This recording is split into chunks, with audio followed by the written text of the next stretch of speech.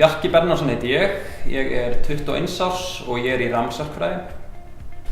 Já, ég valdi semst rafmagnsverkfræði, það mér finnst bara langmest spennandi af öllum verkfræðinum sem voru í boði. Ég Kristján Örn Halldórsson, ég er 22 ára í rafmagnsverkfræði á Háskóla Íslands. Ég er hópstjóri rafmagnshópsliðsins, við sjáum aðalrafkerfi og stýringu á nótnum. Mitt hlutverk er það að halda utan um verkefnin, tryggja allt klárist og yfirsjón heildaruppbyggingu kerfisins.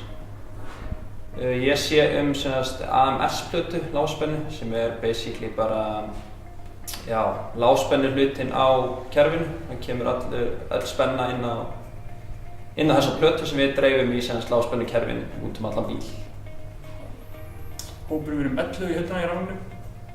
Hópurinn skiptist í inngjafastýringar sem sjáum stýribúnaðinn kring vengjaðina. Það er batteribóksið sem sér batteríum, stýribúnaðinn kring allan öryggisbúnaðinn kring batteríum. Það er mælaborðið sem fæðir upplýsingar til ökumanns. Þráðlaust kerfi svo við getum fylgst með bílnum í akstri og síðan skynjarakerfi svo við getum safna gögnum í kringum bílinn í akstri til þess að betur bæta eiginleika.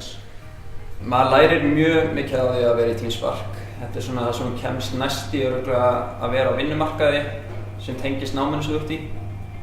Og þessa reynslu færðu bara ekki neins þar annars staðar. Ég var alltaf gaman að rafmagni. Ég var að læra rafmagnsverkefni sjálfur. Ég kynntist liðinu fyrst á UT-messunni í 2015.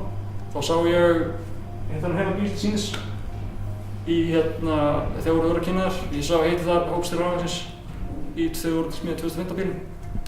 Og eftir það fylgdist ég mjög með liðinu. Þegar ég kláraði stúdentsprófið þá kom ég í Háskóla Íslands og ég með það í huga að ganga í liðið.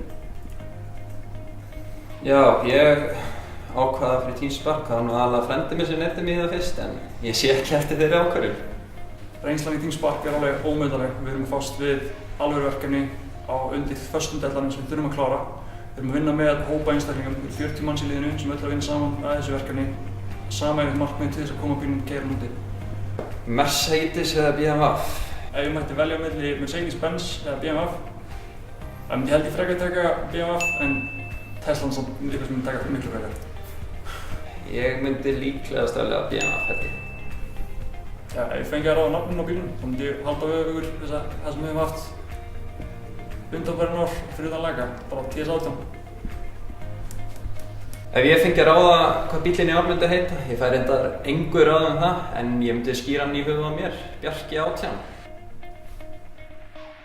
Þetta er svo kaffi. Svo ógeðslega kaffi. Þetta gekk bara mjög.